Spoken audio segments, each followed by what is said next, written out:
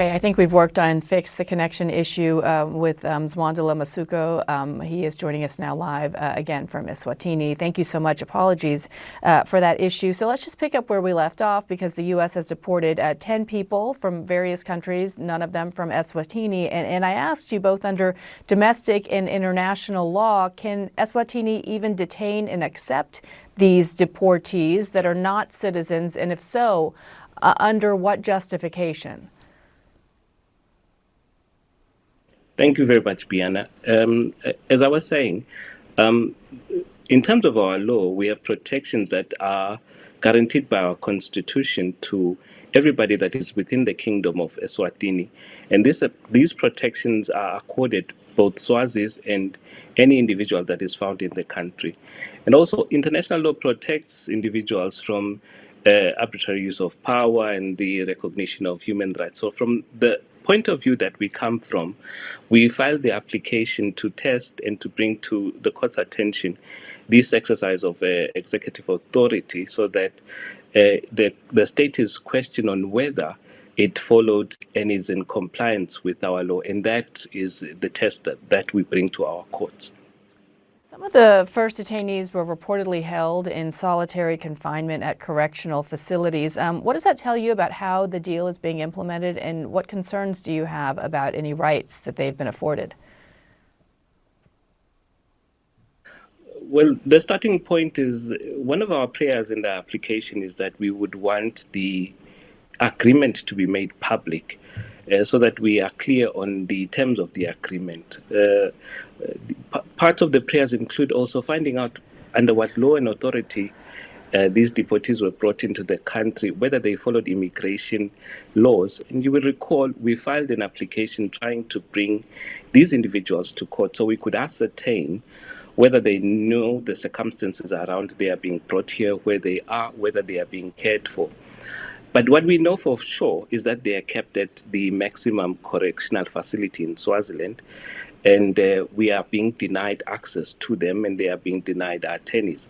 We have made attempts to try and reach them or to have them brought to court so we could establish these issues, but we have been denied all of that so far. And that is our concern. We do not know how they are kept. What we do know is that our correctional facilities are overcrowded. What we do know is that they are old and in need of rehabilitation in the main. What we do know is that we haven't had access, they haven't been given access to legal representation so that their rights could be asserted. I can also tell you for a fact that for one to be in a facility, we would expect that they would have breached a law domestically, or they're a Swati national that breached the law internationally, and there's an agreement between the two countries. And in this case of these individuals, we're not aware of any of that. And so that is why we would want our courts to vent this issue. Well, as you noted, the terms of the deal have not been released or revealed publicly. Why do you think there's so much secrecy surrounding it?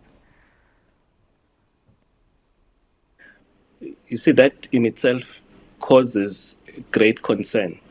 We are supposed to be living in an era where transparency is not an elusive practice. There are a lot of issues here.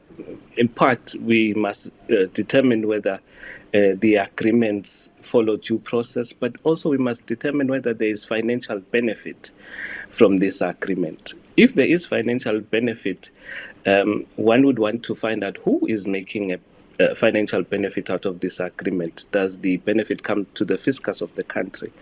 But I must say, even though that might be the case, it leaves quite a bitter taste in knowing that in this day and age, we are engaging in a practice where human lives are exchanged for financial benefit. That smacks of a history that the world has fought for many years to do away with. And so where there's a benefit and humans are trafficked from one continent to the other without clear agreements and terms being made public as to what emanates or what the result is or where they will end up, then one questions the involvement in such agreements. I can tell you for a fact that our members of parliament were not aware of it, and it's a question for us. Yeah, that is notable that your own elected officials weren't aware of this deal. Mzwandile Masuku, thank you so much for the time. We'll stay on this story.